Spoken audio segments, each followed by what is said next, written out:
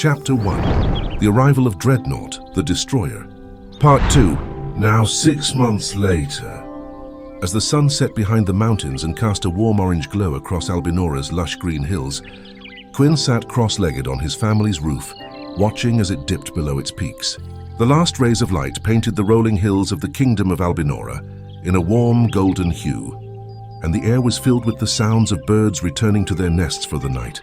As he waited, Quinn's thoughts drifted back to his childhood. He and Tymshad had grown up together in this very village, exploring the nearby woods and caves, always searching for adventure. Tymshad had been the closest thing Quinn had to a brother, and they had remained close even after Quinn had left, to become a mercenary and treasure hunter. But tonight was different. Quinn had received a message from Tymshad earlier in the day, asking to meet him at sunset on the roof of his family's cottage. The message had been cryptic, but Quinn knew that Tymshad was not one for idle chit-chat. As the last rays of sunlight faded, Quinn heard the sound of footsteps approaching the cottage. He turned his head to see Tymshad climbing up the side of the building with ease, his muscular arms and legs effortlessly carrying him up to the roof. Quinn! Tymshad exclaimed as he reached the top, memories of their childhood adventures flooding back to him.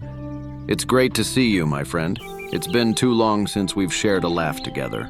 Quinn grinned and stood up, embracing Tymshad in a fierce hug. It's good to see you too, Tim.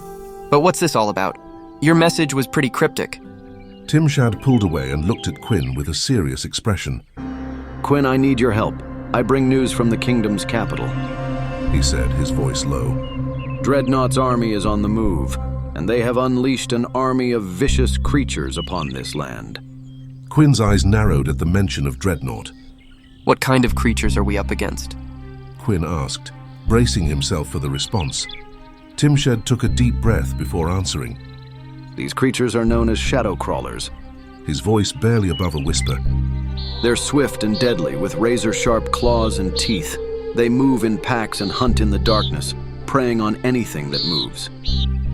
Quinn's eyebrows furrowed in concern. What do you mean? There's more, said Tymshad as he shifted uncomfortably. I've heard stories of Dreadnought's 3 generals, powerful creatures with each their own deadly abilities. One is a massive brute with impenetrable armor capable of crushing someone's skull with one hand. Another is an evil sorcerer who manipulates elements to summon dark creatures from shadows. And finally, there is the cunning assassin who strikes from shadows with precision accuracy. For a brief moment, the two friends sat in quiet reflecting as the sun sank behind the mountains and the sky slowly darkened.